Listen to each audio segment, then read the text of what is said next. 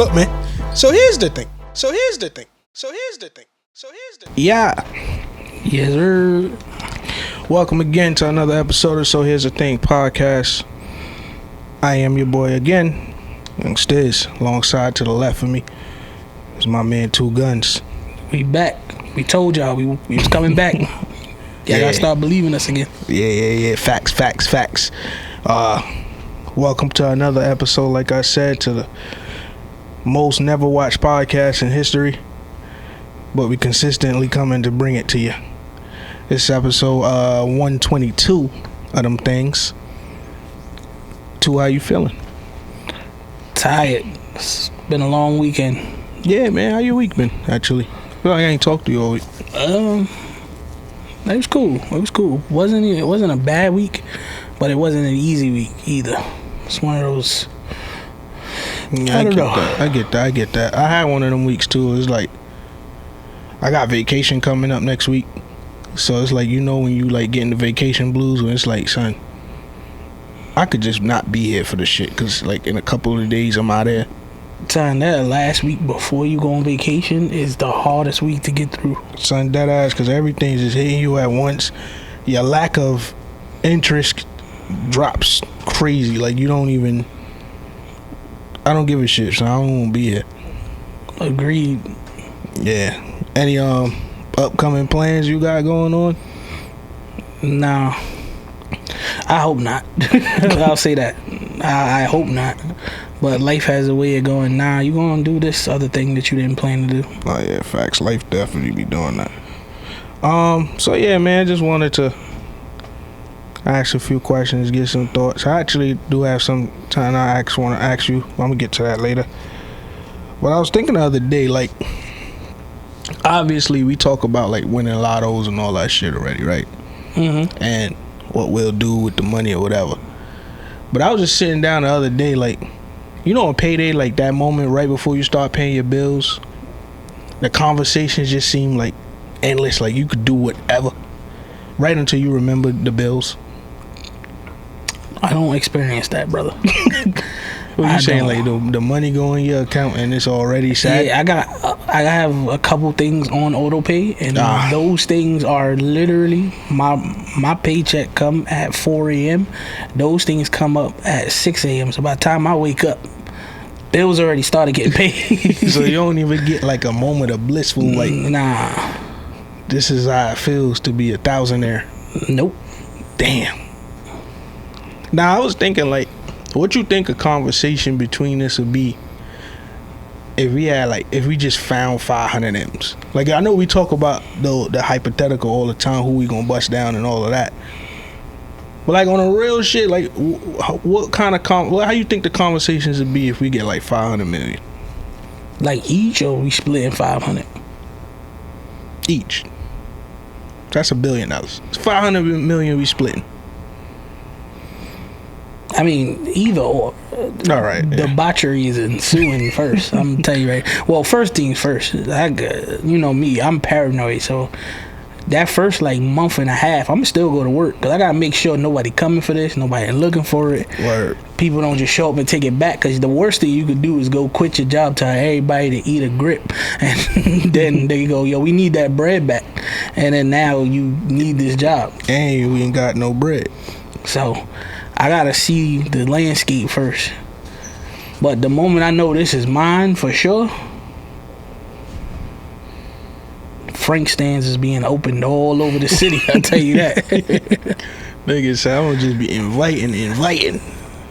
I don't know, 500 million, bro. My conversation probably be like, yo, bro, after we take care of the take cares, I told you I'm going directly to Vegas. Oh yeah. With 500 million, I might go to Monaco. With 500 million, I got 100,000 that I don't even care about, and I got 500,000 that I don't care about. Do what you got to do. I got 100 that I will blow with no remorse. On whatever happens. Nigga, I'm going direct. I'm telling you, son, I'm going directly to Monaco, son, and buy a yacht. Well, you know, that's and crazy. Gamble on that yacht. That's a wild thing to do. The way it be sounding, son, be sound like I got a gambling problem. I don't think you got a gambling problem. I also don't think you far from a gambling problem. I think a couple more bad attempts at the casino could put you at gambling problem. Nah, bro, money is my problem, son. If I had fluid like money that I don't care about all the time, I'd be gambling all the time. Well, then I guess we can't say you got a gambling problem because gambling addicts don't care whether they got fluid money or not. That's what I'm saying. I'd be mad conservative with mine. Like, if I ain't got it, I ain't got it, bro. I ain't about to go. You just like to gamble. Like, if you had the extra bread, that money would be allocated to going to gamble. I always say God knew what he was doing, not putting me close to Atlantic City. But now he playing with me because right across the river in Queens is another one that they got live tables now. The only problem is it's in Queens. I ain't going there, bro. You talking about the ocean resort thing? The canal shit, yeah. But ain't the shit by the aqueduct. I could be wrong. I just saw something about this the other day. I think they said the actual tables are there, but they add a higher limit. Yeah, you got like a $500 buy-in or $100 buy-in, some weird shit like that. It's a buy-in to it. Yeah, and if you want to play lower limit, you got to play bubble dice. Yeah. What I'm saying is, God knew what he was doing by all of these things not lining up correctly. Yeah. No fluid income and access. Because I'm going. But, yeah, I was like, friends involved. Obviously, we already said, like, how we'll bust down what we need to bust down. For sure. I don't know how that looks from the significant other standpoint. Cause I'm always weary, like, cause you there, like you're there, you gonna get the benefits of the same thing. I'm gonna give you some bread. Well, it depends. To me, it depends on my situation. Like, there's certain people that if I'm with them at the moment, like, regardless of where our situation goes from that point on, they gonna be good forever. That's what I'm. Like, I'll make sure certain people good forever. Oh, okay. Like, even if, like, from, let's say, from that point on, a year or two later, we end up not being together, I'll still make sure they're good forever. Now, that don't necessarily mean bread forever, but that can mean, like, I set them up to be in a good situation forever. Like, I'll get them their own crib that's already paid off or whatever. Like, this your shit. You ain't gotta worry about this type thing. Like, certain people in my life have that privilege. Okay. Same here. I feel like I said, my significant other obviously is going to reap the benefits of being around at the time when the thing hit. I don't have many people outside, like, I guess, like ex-paramours or anything. I don't have people outside that I would make sure they set up. But whatever. That's, you know what I mean? That's few and far between. The other thing is, from a friendship standpoint, and we're going to get to this in a second, that's actually what I want to ask you. But from a friendship standpoint, I feel like that'll also clear up people's importance in my life if I have that decision. Because right now I feel like a lot of people just be tolerating each other for the most part, based on time, based on experiences that they shared in the past or whatever, and they just like, I really don't fuck with this nigga, but that's my nigga. Like, I feel like those things kind of like sort out when a big money play comes in play. All I know is that, from my knowledge and experience, you have way more busting down paws to do than me. Oh, for sure. I got about 4 people who I gotta come see and handle what my handle. And the rest of these niggas, man, hey. I'm doing some spiteful shit. I'm gonna build a hospital or some dumb shit, bro. I'm telling you. How's that spiteful? Cause I'm gonna build a hospital right in some place that fired me. Oh, okay. And tell them, name that shit me. Okay. Fuck out of here. Or go to my school, build it. Alright. I thought you. I was like, how is that spiting people by opening a place to help people and get them jobs? I want the nigga that was part of the decision making. I want him going. Well, you. I'm gonna start throwing money. Spot ain't gonna get him fired from his old spot. Nah, I'm gonna tell him, I'm gonna give y'all this $100 million. He gotta go. For all that, you could not build a new spot, just buy the old spot. That's true. That's true. Secondly, before when we was talking, right, I was like, some shit that should be mental illness, but it's not.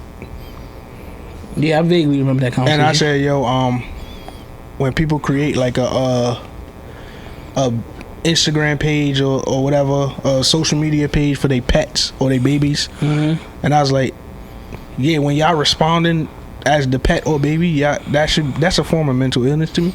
Okay. What you think about people that's co-parenting a pet after they break up? In my mind, that should be some type of mental illness, bro. I don't know. I don't know if it's mental illness, but what I will say is I don't agree with the concept of co-parenting a pet once y'all break up. I feel like that's weird.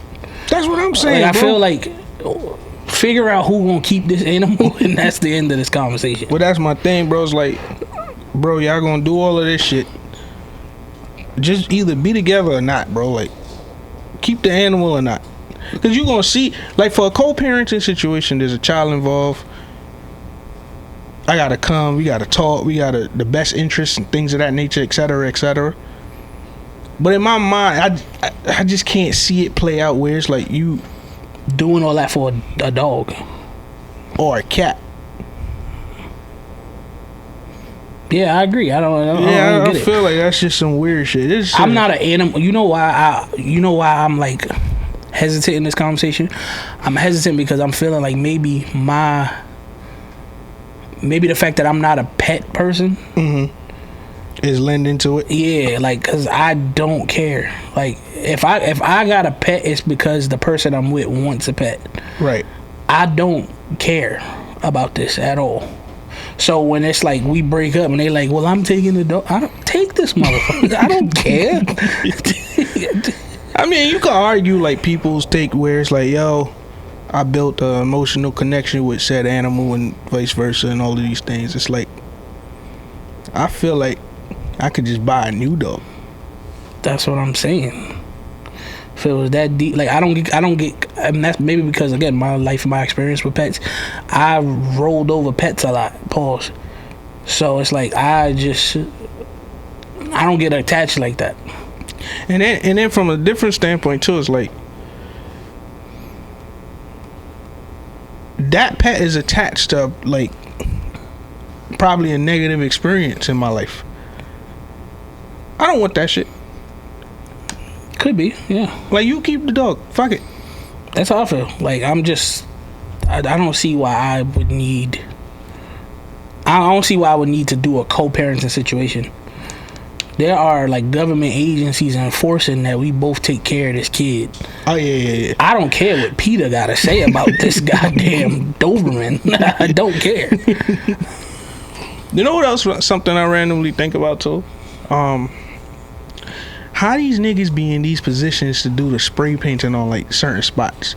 Like, I be seeing some spots, bro, and I be like, when and how did y'all niggas do that? You ever saw them like off the sides of like tall buildings? I don't say skyscrapers. No, I seen them, and then like they got like the little harness thing, like a rock climber, and they just come down there and do it. Hey man, there's a lot of things I think about. That ain't one of them. Because I see it all the time, like on bridges. You'll see like, there's a bridge, and then there's an under bridge. And I saw a video the other day. I'm gonna probably put it in here, but the nigga was under the bridge, no harness, no safety, nothing, with like three cans of spray paint going to work. And I'm like, son, for what? Also, I want to know how many people died trying to vandalize. I don't want to say vandalize. That sounds crazy. Tag up. Like, what you think the death rate is on that? I think overall, I don't think a lot. I think it might have been higher at one point. When it was like when the height of the spray paint shit was going on? No, not even just because of that. Well, that's another factor. It be being more like done, but I also think it was more of a, safety gear and safety equipment have come a long way. True. So and in my mind, it took like one nigga to slip and fall for you to just go, yo, before we go, let's get a rope. Yeah, not even just that. Also, it'd probably take like somebody doing it and getting it right for you to learn. All right, whenever we doing something at this particular height or in this particular type of place, this is how you do it.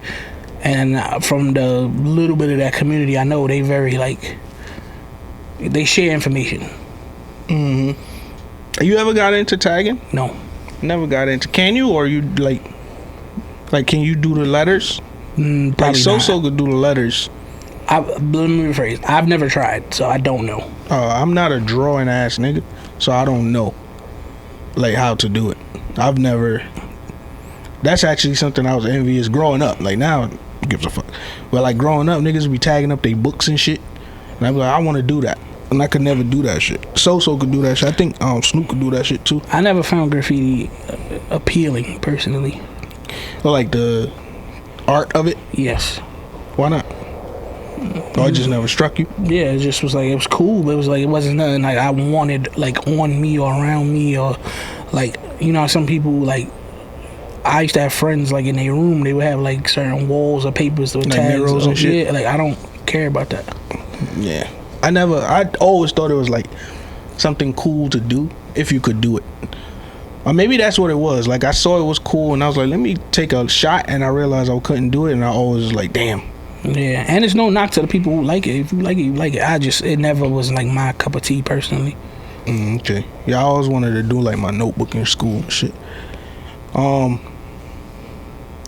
You ever think women thinks to themselves like, right before I piss this nigga off, I shouldn't do this? I need context to this. Like, right before they come bring something to you, you ever think they stop to themselves and go, I might just be annoying? No. You think it like pops in their mind and they just forget it, or it just don't come at all? I don't think they view it that they just being annoying. Because here's my thing, as a human being, I feel if you get the thought like, yo, maybe I'm being annoying, that would stop you 70% of the time from not doing that shit. You think so? I think a human being, yeah. I think like a rational human being, yes. Most of them aren't. Well, I'm not gonna say they're not rational. What I'm just saying is I don't think that thought is something that conjures in the brain of women. Because if it did, I think a lot of them would go, I'ma chill instead of just doing this obviously annoying thing. Now, do you think we do that shit? Yeah, I think we do it too. Like we ignore it? We ignore that thought? Yeah, I know. I can't speak for you. I know I have. But here's the thing, I actively ignore it. That's the thing. It's not it didn't pop up. I had the thought, weighed the options, and said, fuck it. Today. Like, depending on the circumstances, depending on my mood, depending on how I feel today, some days I'm just like, you know how sometimes we'll be like, yo, the argument just ain't worth it? Yeah. Some days it's worth it to me. Like, I know this ain't gonna go good.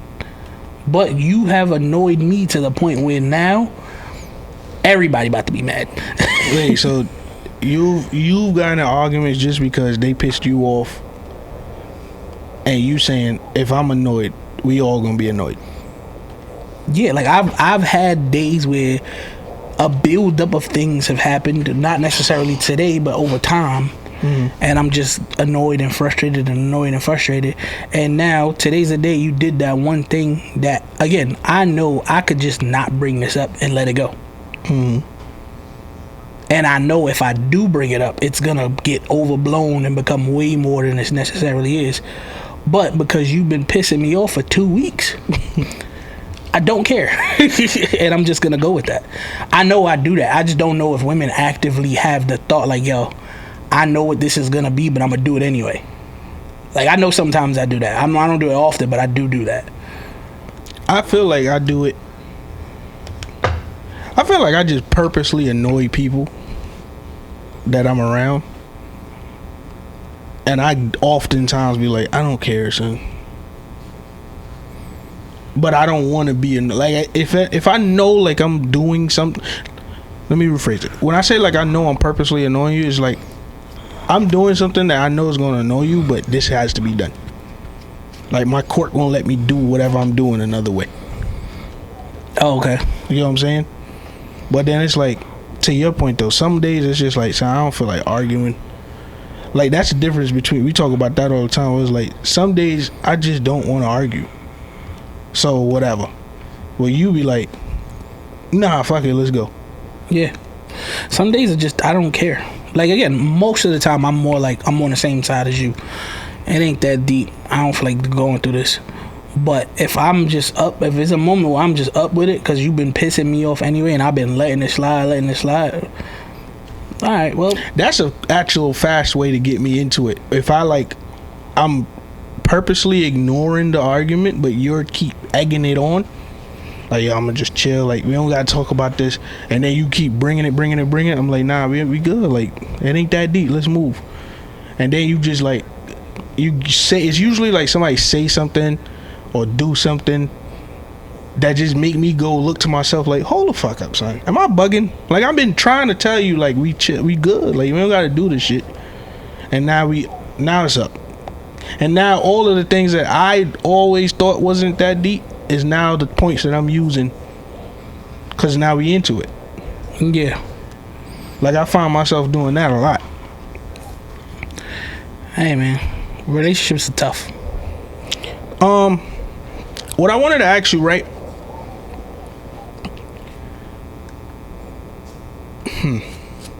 How long do you stand beside somebody that put you in position to win?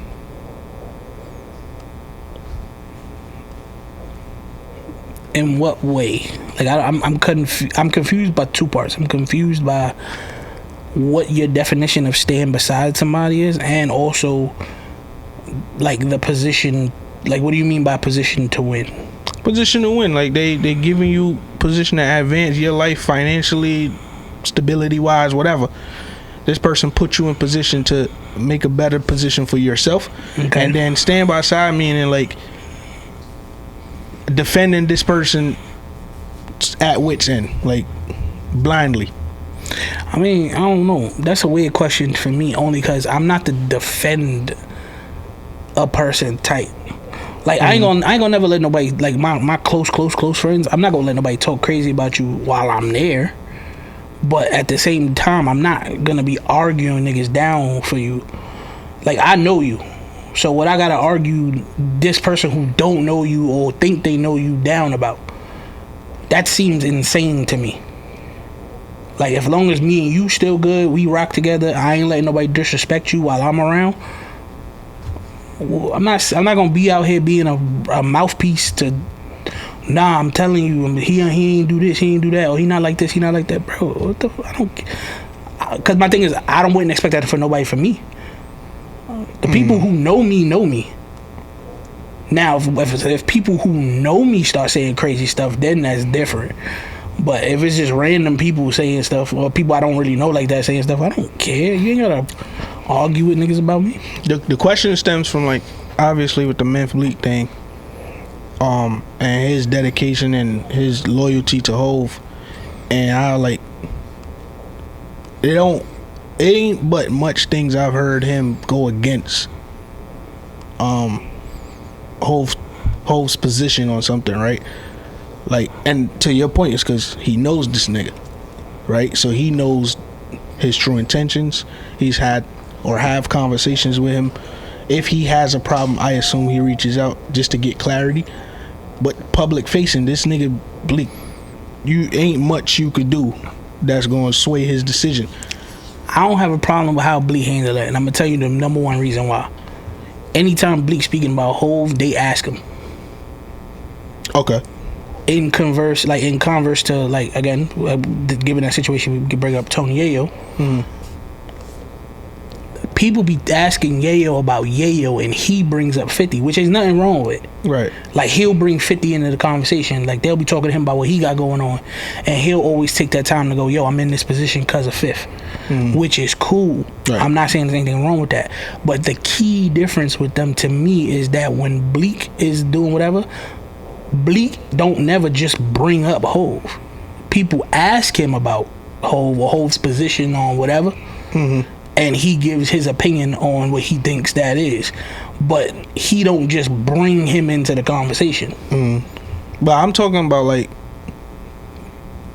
that's true. What I'm talking about is like, is there anything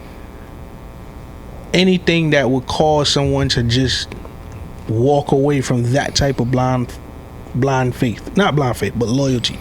I'm sure. I know for me there's things that will do that, but it ain't. It's like really messed up things. It ain't like nothing small. Like obviously Hov put him in position, Fifth put Yayo in position, etc., right? So by all accounts, at one point, and not one point, but at any point of the day or whatever the situation is, they could count on, this is going to be the person that's going to ride with that person, right? But I'm asking, like, is there anything you think that person could do, or a person, not them specifically, advance from them now? Is there something that someone can do where it's like, nah, I'm riding with this nigga, but this nigga bugging? And then eventually, how long does it go with that before you go, nah, I'm not even fucking with this nigga no more? Obviously, we know the big things, like the big things that'll stop a friendship or stop a... But I think those type of situations, only those big things are things that could do that. Where situations like Hov and Bleak and them. Yeah, like any type of real friendship, like on that level, where it's been like 20, 30 plus years type shit, like niggas done helped each other, been down with each other, been up with each other, you know what I'm saying? Those type of situations, I feel like only those big things that exist can harm those type of friendships. So you think like somebody putting you in a position to win gives you like anonymity to, you can never speak disparagingly on me in public? No. Like you don't think somebody, if I put you in position, you should never be on any platform talking bad about me? No. I mean, no, here's the thing. I don't think you should be I don't think people should be talking bad about you, but I also don't know or think, people are weird. People take people disagreeing as talking bad, and that's not the case. I feel like I can publicly, but I'll just use me and you as an example. Me and you could have unaligning political views, right? Yeah. And let's say in that scenario, we go, or I go on another platform, and because something you said publicly, they ask me about it. And they go, yeah, like, do you feel about this that he said? And I go, no, I don't agree with that. That's still my boy, but I don't align with that politically. This is how I feel. And, we've had that conversation. I don't feel like that's a problem. That's not disparaging. That's just saying I don't agree with him. You don't have to agree with everything your friend says and does.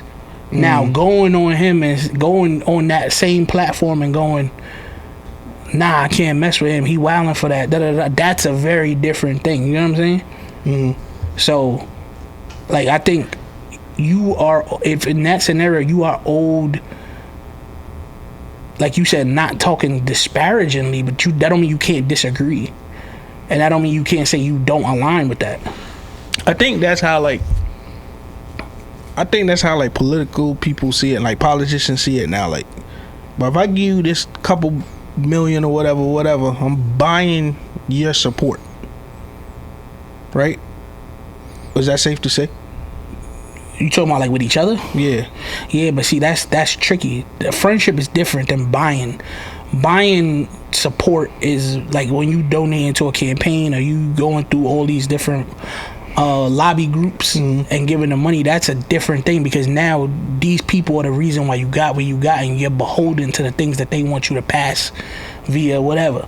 That's a very different thing than someone who may not agree with you politically but see you as a better like they know they losing, and they go, I see you as a better representative than this other person, so I'm gonna choose to endorse you. I think that's a very different thing than somebody paying you.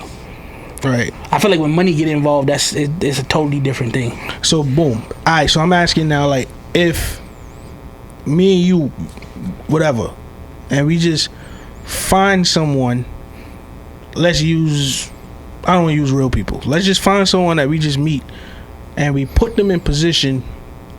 They're not friends. Not buying them either. They're not buying. I'm not buying this loyalty from you. I'm putting you in position either with some information, an opportunity, whatever the case may be, and you take that opportunity and surpass me. Okay. Or not even surpass. You take that opportunity and you doing your thing. You become your own person. You walk in whatever. You carved out your own path. But now, like, is that person now expected to support you publicly at all times? Obviously, whatever big things is involved, but like, is that person now, because of the opportunity that was given, is that person now beholden to you? No, that's why I go back to what I said. Like, again, here's my thing. I feel like if you the person I did something for, and you agree with my stance, I don't see why you wouldn't support me. But if you are that same person but disagree with my stance, or have a different alignment than I do, I don't have a problem with you expressing that. Especially if you go on a platform, again, this is where things get tricky. Especially if you go on a platform and you're asked. Right. If you bring it up, that's different. That's a little different. But if they ask you and you just say what you feel, I wouldn't be mad about that. Okay. Again, there's always a fine line, and sometimes people don't know how to disagree without disparaging the other person. And I feel like, I don't know why it's like that, but I don't know why especially in the media, like, people don't know how to do that.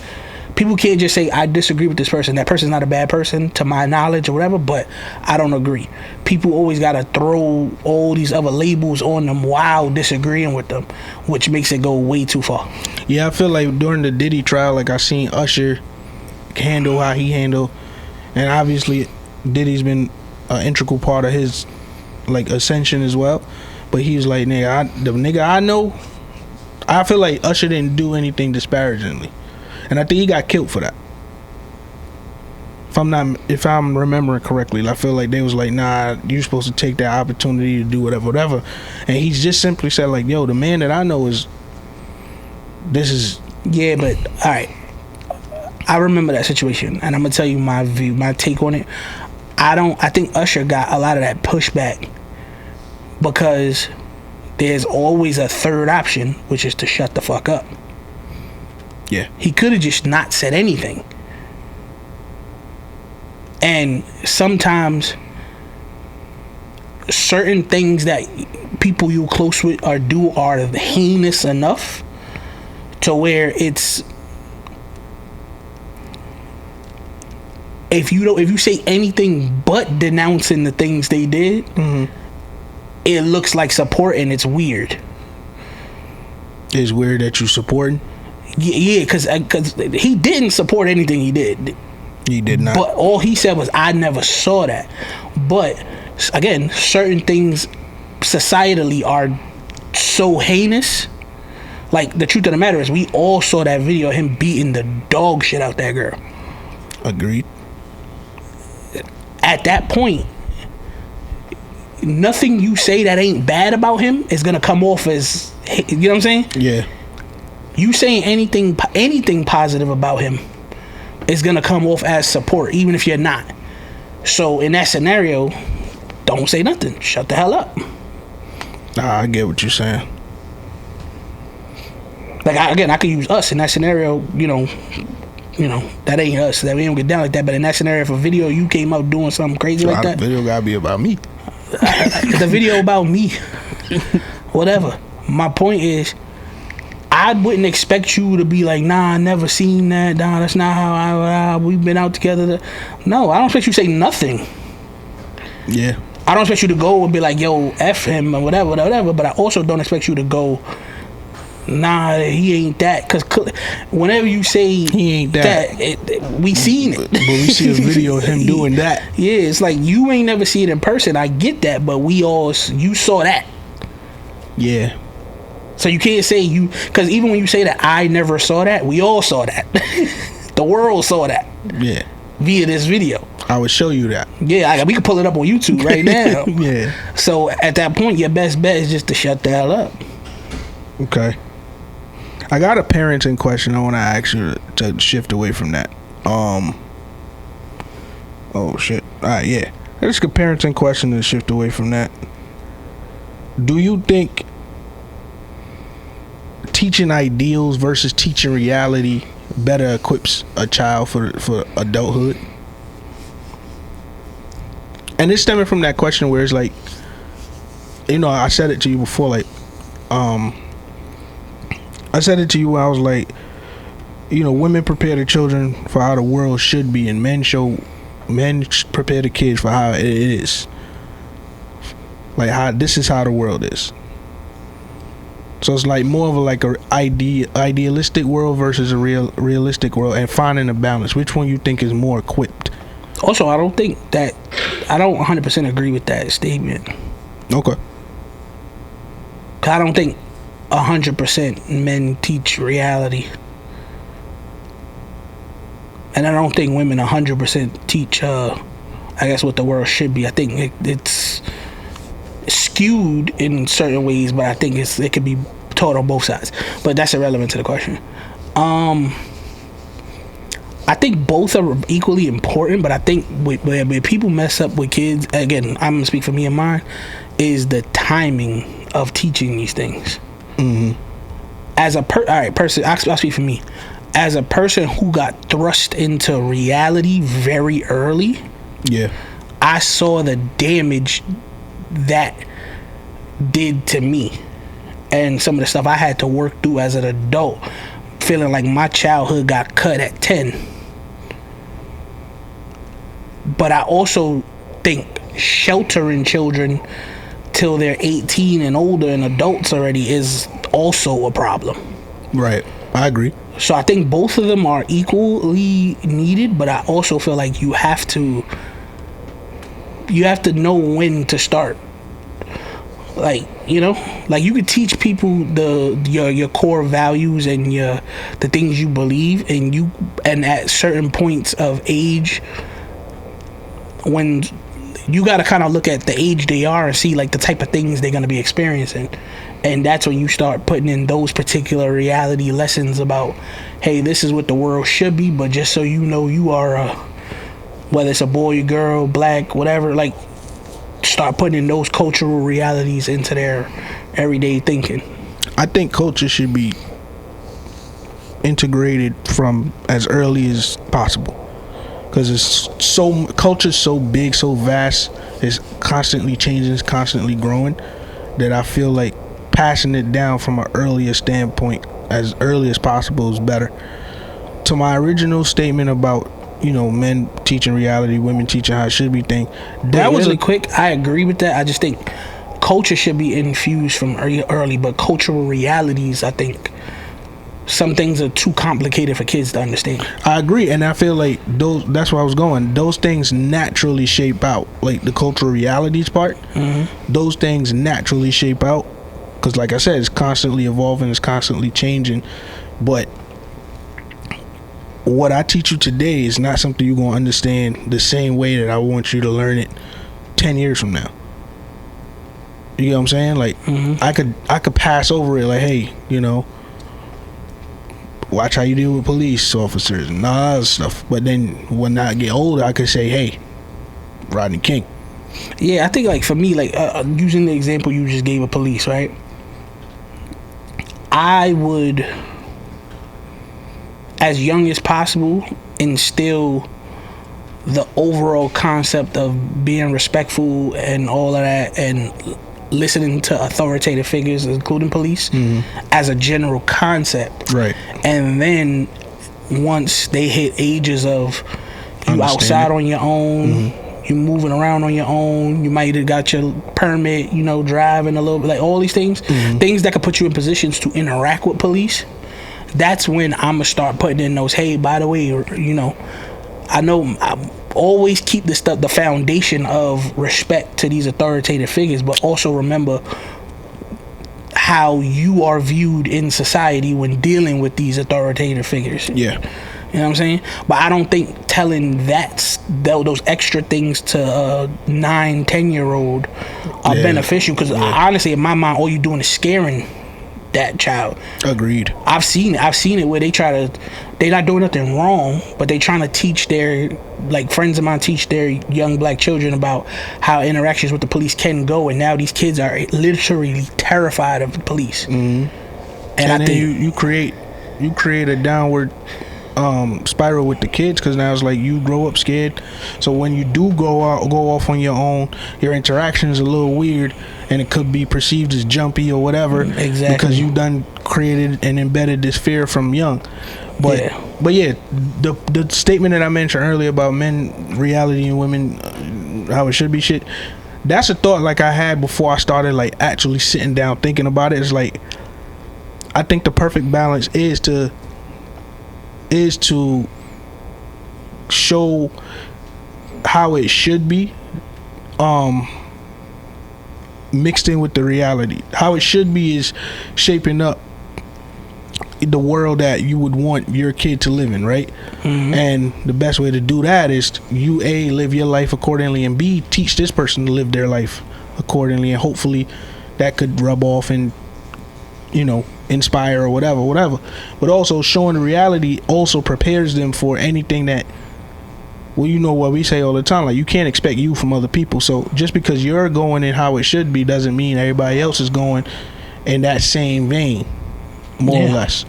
So I do feel like there's a balance of some sorts involved, and I had to learn that, because I used to always be like, nah, you just teaching them what to expect or whatever, and I'm like, Nah, I think for me, what I realize is that people, like, men and women, teach different realities. They both can teach reality, but they teach different realities. The different lessons you gonna get from a woman than a different lessons you gonna get from a man. Mm-hmm. And I think even those lessons are different, whether it's the child is a boy or whether the child is a girl. You know what I'm saying? Oh yeah. Because, like, as a person with a daughter, I'm pretty sure the things I'm teaching my daughter are vastly different at her age than the things you might teach Jacob at the same age. Right. 100% actually, yeah. And on top of that, we're black. Yeah. But see, that's what I mean by, like, those things, like, the black part are, like, foundational things. Yeah. That's why I said, like I said, I agree with you in infusing culture into your child is something you should do as early as possible. Teaching them I don't want to say how to be black, that's a weird thing to say, but just teaching them how to maneuver in black areas and black spaces and be comfortable is a foundational thing. But then, you know, again, at certain ages, when certain things, like for me, at 12, 13 is where I had to start having conversations about interactions with, like, kids of the opposite sex, because that's when, like, you know, that's when I remember me at 12 and 13, right, and puberty hitting me and things like that. So that's when, like, I start talking about those things, and it's like you just gotta, you don't want to scare a kid nor be so hard on a kid that you push them into doing it, because that's the other thing. Some people try and grip onto their kids so hard that you push them into doing these things you're trying to shield them from. Right. You think, and this is obviously hard to answer, I think, but you think, like, they learn better from what the parents say versus watching what the parents do? I think it depends on the situation. My thing is, I think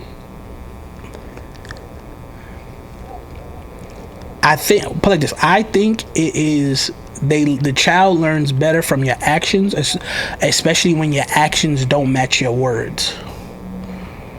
And I think your words hold more weight with the child when your actions and your words match. You get what I'm saying? I get what you're saying. Yeah. So I think kids will hear you, but if they see you actively doing the things you telling them not to do, they might lean more on watching your actions and emulating that, because you saying whatever, but I'm watching you do this every day. Yep. Whereas if a kid is seeing you do the things you say they should or not do the things that you say they shouldn't do, that they see that you avoid those things, your word carry weight when you tell them not to do certain things. Because I'm watching my parents actively avoid those things. Right. There got to be a reason behind that. I get that. Because if you see, like, if you telling me, yo, don't go over there because this and this happened, but I see you go over there and that don't happen, I'm gonna go do what you did, because obviously I know that result. Yeah, exactly. I seen that result. I get that. I guess the last question is, like, I'm more to touch on what we said earlier, but, like, you know how, like, you just said, like, people be trying to shield their kids or whatever. You think protecting the innocence of a child is, well, first off, when do you stop trying to protect the innocence of a kid and infuse the reality of whatever, like infuse reality? Yeah, it's a fly in. I think that is age based. Like I said earlier, I think that's age based. Like depending on like what that kid, and I'm using should loosely, but should be going through at that point in their life. I don't know. I'm weird about that because I'm not one of those people that believe in that whole, like, I think some child innocence is okay, but like others I don't really hold to a regard. Like I grew up in a family of like the innocence of a kid believing in Santa type shit. I grew up in a house where my mom's made it clear, yeah, ain't no Santa. Santa's me. Yep. You don't do what you supposed to do, you getting jacked. Yep. Which to me was a benefit because that let me know the person I gotta keep on my good side to get my stuff. You know what I'm saying? Yeah. So, because I grew up like that, I've run into several situations where people be like, "Oh no, like you can't tell the kid there's no Santa," and I'm like, "Yeah, now you good till about 5." Okay. After that, man, all that Santa shit out the window. I got you. I'm gonna get you this. I'm gonna get you that because I need you to understand that there's consequences to your actions. And granted, some people be like, "Oh, but you could still teach the consequences because they could just tell them Santa didn't get them nothing." But I'm like, nah. I want you to know that was me. Because I want you to know, because it ain't even just about the consequences. Also, I need you to understand, like, or at least for me, I needed my kids to understand the same way I had to learn early that anything I'm doing or anything I like, if my kid ever had to come to me and be like, "Hey, I feel like you're not doing enough or spending enough time or whatever," I need her to understand, like, this is why. Yeah. Because when you need X, Y, and Z, because when you want Christmas presents, because you want birthday presents, when you want a birthday party, like all these things, I gotta go work to make sure I get. Yeah. And in hopes that you see, like, the hustle that I put in to make it happen. Exactly. Not some random magical white man bringing it down the chimney. Nah, yeah. I was out here. Those times where I wasn't around, I wasn't just out here doing nothing so some magical white man could bring you gifts. It is inspiring too. Like if you see somebody grind and get it out the mud, it isn't. Well, for me, it's inspiring to just go get it. Or you just like there's a reverence there too. Like, damn, you did all that. Like I often say, like, yo, I saw my mom's put me in position making what, like $11 an hour, $10 an hour at the time, and I was like, so I made $10. I don't know how the fuck she was providing for herself and somebody else. I can't do it, but hey. But that's what I'm saying, like, so, but I do think some innocence does need to be preserved. It just, I don't know if it's necessarily that one personally. But I do think, like, the innocence of, like, I think we've talked about it, like, we got exposed to, how do I word this? We got exposed to our, like, sexuality and shit really young. Yeah, regrettably, too. And I think that also played a part. Yeah, that's what I'm saying. I think that played a part in, like, a lot of our stuff being the way it is. And it's like, damn. Should we, like, if I can, and I hope I did, to my knowledge, like, I would try and not have my daughter in that same experience that young, or those same experiences. You know what I'm saying? So innocence in that regard, yes. No, I get that. Right before we go, I do have an anime question. Would you prefer to do the tuning exams versus the hunter exams?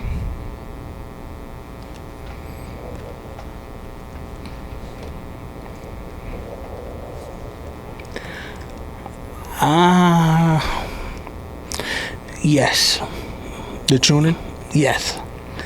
I think based on the training they received, I think that they are more equipped for the things that they're gonna deal with to, even if you don't pass, survive the exam and come out good. Like it ain't normal for a bunch of kids to just die during the tuning exam.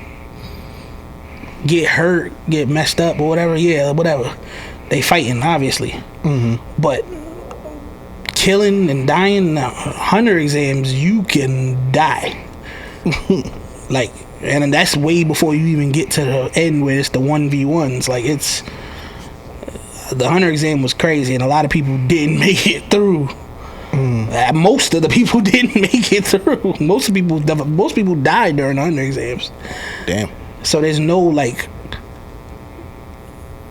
and no amount of training could prepare you for the things that they gonna do. Whereas as a for the tuning exam, literally your life as a getting is training you to deal with this. Yeah. So yeah, I would 100% do the tuning exam. I only asked because I only seen the tuning, but then like I've seen online like, yo, the hunter exams is wild, the hunter exams is worse or whatever. I'm like, damn, I gotta ask my son like, which is a preference. But you saying based on just survival? Yeah. Okay, that sounds like another one, brother. Yes, it is, man. We glad to be back. Yeah, it's felt right. Exactly. This felt right. If y'all want to, let us know anything y'all want us to talk about. Let us know what we missed out there. Any particular things you need us to, have some conversations about coming up in the future. And you already know how to do that. So here's the thing, .pod on one of these social media platforms. And then so here's the thing, SHTT pod on Facebook and Twitter, I think. Yeah. And if the social media thing ain't your thing, so here's the thing at yahoo.com. Yep. Also, if you want to check us out on the audio platforms and just hear it, put it on while you watching. While you cleaning your room, or cleaning your crib, or while you at work stuck behind the, or when you just driving, man. Shout out to my truckers and all of that, man. They just put us on and drive through America. You know what I'm saying? We on all audio platforms. So here's the thing, podcast. You know what I mean? We appreciate y'all for looking out. My slogan, ladies, always ask the what are we question right after you have sex. You're going to get the right answer every time. And for the fellas, just because she look happy on the gram, slide in her DMs anyway just to make sure she's okay. It's been your boy Stiz. It's 2. We out of here.